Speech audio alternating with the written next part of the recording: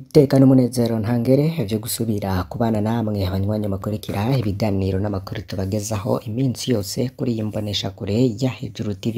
N'umwanya w'ayandi makuru agezweho twabateguriye kuri uyu munsi, aho tuza kwibanda ku bisata bigiye bitandukanye, hari politike, agateka muntu, ubutungane, intwaro, umutekano, bivugwa hirya no hino mu kibano, ibitangazwa n'abategetsi, ingingo n'amatangazo bigenewe abenegihugu, tubagiye kandi n'ayandi menshi tubatoreza binyuze mu masoko yacu dufise irya nino n'ibica ku mbuga ngurukana bumenyi n'ibimenyesha amakuru bigiye bitandukanye.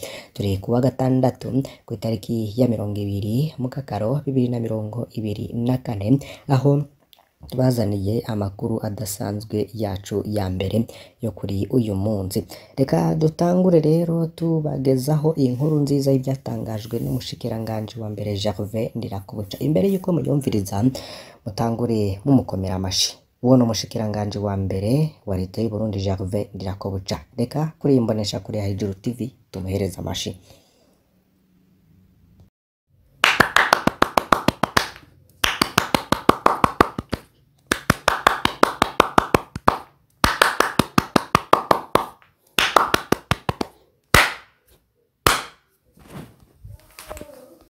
Imvo itumye ngaha kuri Hejuru TV dukomera amashi umushikiranganje wa mbere wa leta y'u Burundi Gervais Ndirakobuca, nuko yatangaje ko abashomeri gusa ari bo bagiye gukora rusansuma rwimirije. Umushikiranganje wa mbere Gervais Ndirakobuca rero akaba abimenyesha, ndetse avuga ko kizira uko usanga abantu babiri canke batatu bava mu muryango umwe bariko barakora ico gikorwa ca rusansuma, mu gihe hari benshi bifuza ayo mahirwe no kugira ngo imiryango myinshi ironke amahera. Turaza kubigarukako, ariko kandi Gervais Ndirakobuca mu byo yatangaje ngo hari amakenga menshi kuri rusansuma yimirije bivanye nuko hari abanyamahanga boba barahawe karangamuntu ku Burundi. Ico abivuga ko rero, ndetse makoro yoba yarahaye abajejwe intwaro hasi, muraza kubikurikira muri aya makuru. Hari n'ingingo rero yafatiwe abo banyamahanga. Ikindi kandi nuko ngo n'intonde z'abatowe ngo bazokora rusansuma zamaze gusohoka. Byose tugiye kubigarukaho ku buryo burambuye. Fyonda kuri subscribe canke sabone niba utari wafyondako, wibuke no kubisangiza bagenzawe kugira badacikwa n'ayo makuru. Gervais Ndirakobuca ivyo yatangaje vyakiranywe yompi n'abarundi bagiye batandukanye, aba bakurikirana imbuga ngurukana bumenyi n'ibimenyesha amakuru. Ivyo bikaba vyarabaye nyuma yuko rero atangaje ko abashomeri gusa aribo bagiye gukora rusansuma rwimirije. Umushikiranganje wa mbere wa leta y'u Burundi Gervais Ndirakobuca akaba amenyesha ko abagiye gukora rusansuma rwimirije ari abadafise ubuzi canke babuze, bakaba abanyeshuri bari mu buruhuko, ariko abakozi ba leta bo ntibemere gukora ico gikorwa. Tubisubiremwo, yatangaje ko abakozi ba leta batemere gukora ico gikorwa. Ikindi nuko kizira ako usanga abantu babiri canke batatu bava mu muryango umwe bariko barakora ico gikorwa ca rusansuma, mu gihe hari benshi bifuza ayo mahirwe kugira ngo batunge imiryango yabo. Ivyo rero bikaba bije mu gihe n'abarundi benshi bagiye batandukanye bafise imyidogo ku mibereho yabo. Vyabishikirije ku munsi w'ejo ndetse mu ntara ya Gitega, mu gihe yari haramutse atanguje icesekeza ryo guhimiriza abanyagihugu kugira bazokwitabire rusansuma rwimirije rw'abantu, uburaro, uburimyi n'ubworozi butegekanijwe kwa 18 Myandagaro kugeza ku 7 Nyakanga 2024. Ariko naho bimeze uko, hari amakenga yuko ibitegiro bizova muri rusansuma bishobora kurangwamwo tunenge biturutse ku banyamahanga bihinduye abarundi kandi batunze uturangamuntu tw'abarundi. Ayo makenga rero akaba yaragaragajwe na bamwe mu begwa ubwa mbere ni rusansuma yimirije, hari mu nama yabahuje n'umushikiranganje wa mbere Gervais Ndirakobuca akaba n'urongoye umugwi ujejwe gutanga intumbero y'iyo rusansuma. Gervais Ndirakobuca akaba yarasabye abajejwe intwaro baraho kuja guhimiriza abajejwe intwaro bo hasi kumera amagabo ku bibazo mwene ivyo, kugira ngo utwo tunenge ntituze dutobye iharuro ufatiro. Gervais Ndirakobuca yagize ati ibiharuro bizofatwa ni umushinge wa yambona kazoza ya 2040 gushika muri 2060. Muhimirize banyumba komeye ko umuntu wese mu rugo iwe arondera agapapuro akandika. Abashitsi baragirwe kuko bizofasha mu kumenya ivyashitse mwari rya joro ryo kwa 15 rishira 16 Myandagaro 2024. Yibukije ko abegwa ubwa mbere n'iyo rusansuma guhimiriza abanyagihugu ndetse no kuzokwishura neza ibibazo bazobazwa kuko bizotanga ishimikiro ryo kumenya aho Uburundi bugeze n'aho bugana. Twibutsa ko iyo rusansuma izotangura kuwa 16 Myandagaro 2024 hanyuma sozerwe ku w'indwi Nyakanga. Intonde rero z'abatowe ngo bazokora urwo rusansuma zamaze gusohoka nk'uko biri no mu rwandiko rwa Nicolas Ndayishimiye arongoye ibiro bikuru vya rusansuma yasohoye ku munsi w'ejo itariki ya 19 Mukakaro 2024.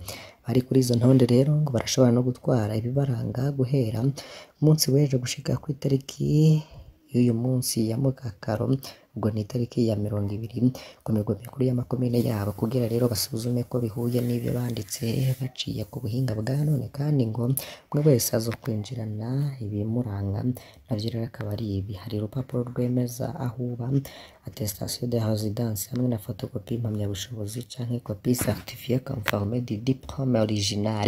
Ngo rero abo zasanga amadosiye yabo akwije ibyangombwa bazoca batangura inyigisho guhera ku itariki ya 23 Mukakaro 2024.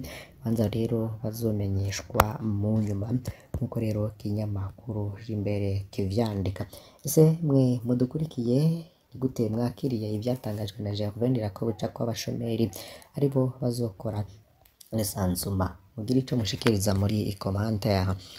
Reka rero tubayagire n'ayandi makuru hagezweho. Ikinyamakuru SOS Media Burundi kivuga ko hari indwara itangaje imaze guhitana umuntu. Ni indwara itaramenyekana rero ngo yateye ubwoba abanyagihugu muri komine ya Mugamba mu ntara ya Bururi manuko bw'u Burundi, ndetse iramaze kwica umuntu. Iyo ndwara rero irangwa n'uruherehere umubiri wose, gukorora no gushuha. Iyo ndwara irandukira kandi irica. Akarere k'ubuvuzi ka Matana kamaze kwemeza umwana yapfuye afise imyaka 10, bikavugwa n'abakorera mu gisata c'ubuvuzi. Yapfuye rero akaba yaraguye mu bitaro vya muri komine ya Mugamba mu ndwi ya mbere ya Mukakaro 2024. Amakuru ava mu bavuzi baho avuga ko abana abandi babiri bari ku musego bafise ibimenyetso. Igihugu rero bakaba bafise ubwoba ko iyo ndwara izohava hitana n'abandi. Iyo ndwara ntiramenyekana, n'ibipimo ngo biriko birakorwa kugira ngo hamenyekane ubwoko bw'iyo ndwara. Ubu bavurwa mu guhitishwamwo, bikaba bivugwa n'abakora mu gisata c'ubuvuzi. Abajejwe amagara y'abantu rero baremeza iyo ndwara naho batavuze ingingo zafashwe kugira ngo ntirandagate, ariko umushikiranganji vyajejwe harimwo amagara y'abantu yavuze ko atari ikiza. Yandi makuru havugwa i Buganda nuko hari ibiziga 5 by'abagabo 3 n'abakenyezi 2 vyaratowe ku mitumba ya Ndava Ruhagarika muri komine ya Buganda mu ntara ya Cibitoke mu kiringo kidashika indwi imwe. Mu vyumvirize ni ikiringo kidashika indwi imwe. Nibishikirizwa n'abanyagihugu baho nyene babona ko ivyo biziga hari abantu biciwe ahandi bakazanwa gutabwa muri iyo zone. Makuru rero akemezwa n'abajejwe intwaro muri bo bemeza ko uburyo abo bantu bishwemwo burimo igifungo. Ikiziga rero kikaba giheruka gutorwa ngo cari ic'umugabo abashwe kiriko kirabora, catowe no ku mutumba Ruhagarika ku metero nk'amajana 8 uvuye ku nkengera y'uruzi Rusizi rugabura Burundi na Republika ya Demokarasi ya Kongo. Hari kuwa kabiri wa 16 Mukakaro 2024. Ngoma y'isi yoba yiciwe ahandi. Ikiziga ciwe cazanwe gutabwa aho hantu, bikaba bivugwa n'ababonye ico kiziga ubwa mbere kiboshwe kandi kiriko kirabora. Kuri girindi soko mu bijanye n'umutekano, hari ibindi biziga 2 vyatowe ku wa 5 wa 12 Mukakaro biriko birabura, ariko vyari ivy'abakenyezi. Ivyo biziga rero bitamenyekanye vyatowe kw'ibarabara rya 3 muri zone Ndava hafi y'uruzi Karunuzi. Bivugwa n'isoko mu gipolisi ryavuganye na SOS Media Burundi, ariko rero ritashimye ko umwidondoro waryo umenyekana. Ibindi biziga 2 vyabonwe hagati mu ndwi iheze kw'ibarabara ry'indwi muri zone na komine Buganda. Ivyo biziga 5 byose ntivyamenyekanye, bikaba rero vyaciye bihambwa n'imbonerakure aribo banywanyi bo muhari w'urwaruka rw'umugambwe CNDD-FDD kw'itegeko rya musitanteri w'iyo komine. Ntamatoza canke gutabaza na kumwe kwabaye kwerekana ko hari umuryango n'umwe woba uratakaje umuntu, abanyagihugu bagaragaza umubabaro. Mu banyagihugu rero bagize ico bashikiriza, baravuga ko hari imodoka y'ibiyo bitabona yabonetse muri ako karere mw'ijoro ry'uwa 11 Mukakaro yoba iyo ariyo yazanye ivyo biziga bigashoboka ko ari abantu biciwe ahandi, komine yacu ngo yarahindutse nk'itongo ry'abapfuye bw'ivyo bavuga, bakaba basaba amatohoza yigenga. Mafera Hakizimana, musitanteri wa komine Buganda, yemeje ko ivyo biziga bitanu vyatowe, avuga ko ari n'amatohoza ariko araba, agasigura ko yategetse ko bihambwa vyihuta mu ntumbero yo gukingira abanyagihugu indwara zishobora kubafata. Reka tubandanirize mu ntara ya Rumonge, aho abanyagihugu bavuga ko baruhishijwe n'ubukene budahera bw'amazi. Abanyagihugu mu gisagara ca Rumonge rero mu bumanuko bwo mu gisagara bucira uburengero bw'igihugu, bakavuga rero ko barengewe, harahize iminsi irenga ine amabombo yose ntagiramwo amazi. Abanyagihugu rero bakaba bategerezwa kuja kuvoma amazi y'ikiyaga Tanganyika canke mu mazone hano ruriwe na zone ya Rumonge, bakabasaba Regideso gutorera umuti ico kibazo vuba bwangu. Urongoye igisata ca Regideso mu ntara ya Rumonge, ishirahamwe Rudende rya leta ritanga amazi n'umuyagankuba, avuga ko ari umuringoti wononekaye ariko ko vuba ko kizotora umuti. Uruja n'uruza ruribonekeza buri gitondo ku mabarabara yose gisagara ca Rumonge yerekeza mu kiyaga Tanganyika. Abakenyezi, urwaruka n'abana ibivomesho mu minwe bariko bararondera amazi yo gukoresha mu miryango, bakava ko bamaze iminsi irenga ine batagira amazi meza. Ntitugira amazi meza mu mihana yacu, ubuzima busigaye bugoye, niko bivugwa n'abanyagihugu bo mu Rumonge bafise amakenga ko bashobora guterwa indwara zifatiye kw'isuku rike, badashobora kuja kuvoma amazi ikiyaga barayagura, bakavuga ko barengewe. Ibidi imwe ngo tuyigura amafaranga arenga ibihumbi 2, niko bidoga.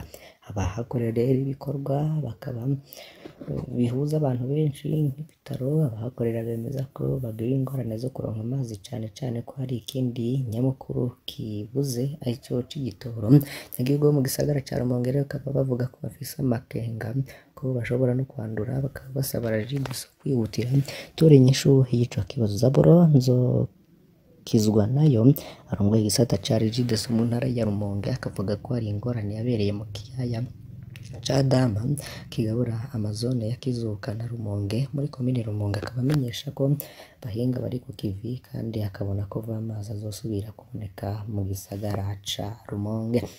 Naha duhereje amakuru twari twabatunganirije, mbasabe kugira ngo uyu munsi wose tuze kubana mu ngingo ziraba zigezweho mu bisata bigiye bitandukanye, harimwo politike, agateka na muntu, umutekano, ibitangazwa n'abategetsi, ingingo n'amatangazo n'ibindi byinshi torezwa n'amasoko yacu dufise irya nini. Imbonesha kuri Hejuru TV, Mana ibahezagire.